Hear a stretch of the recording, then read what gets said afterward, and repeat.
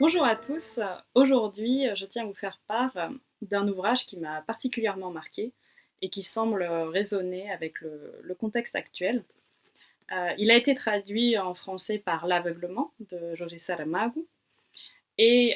il raconte l'histoire d'une pandémie puisque l'humanité se voit frappée de cécité. Pour moi, il est assez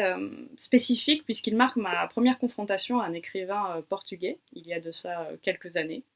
et non des moindres, puisqu'il a reçu en 1998 le prix Nobel de littérature. Ce que je trouve particulièrement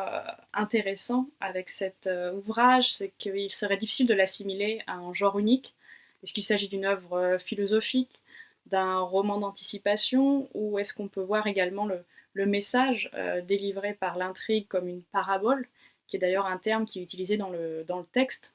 par plusieurs des personnages, mais également dans le discours de remise du prix Nobel, puisqu'il avait été notifié à l'époque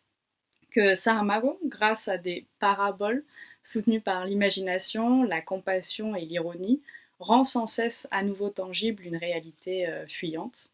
qui finalement est la nôtre peut-être en ce moment. Ce qui m'a marqué, c'est qu'on se voit effectivement pris dans la gravité de la situation dès la première page, puisque les premiers symptômes se révèlent à un patient en pleine rue lorsqu'un feu passe au vert, mais qu'on remarque rapidement un véritable crescendo,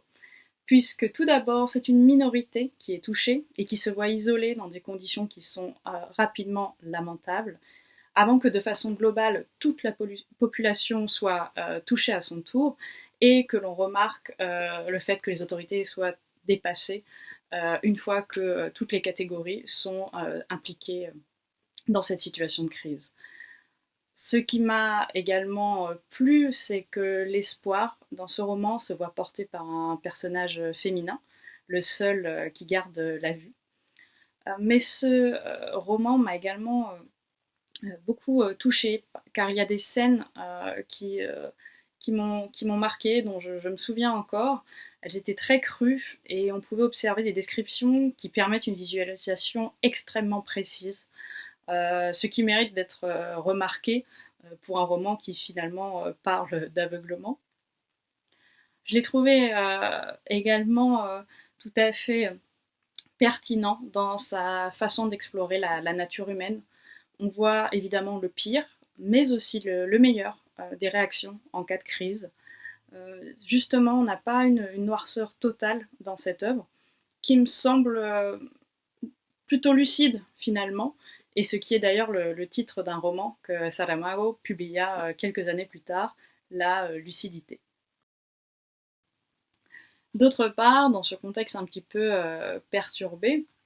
j'ai observé que plusieurs hypothèses ont été émises pour tenter d'expliquer le fait que dans certains pays asiatiques, comme Taïwan ou le Japon, la menace, la pandémie semble avoir fait l'objet d'une circonscription beaucoup plus efficace qu'en Europe. Et je me suis donc replongée avec plaisir dans Européens et Japonais, le traité sur les contradictions et différences de mœurs, qui avait été écrit au XVIe siècle par le père jésuite Louis Freud, qui était resté 30 ans au Japon.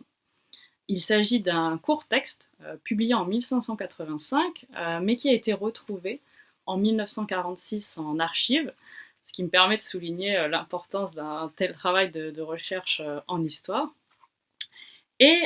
qui, de façon pour le moins amusante, en se basant sur des inversions,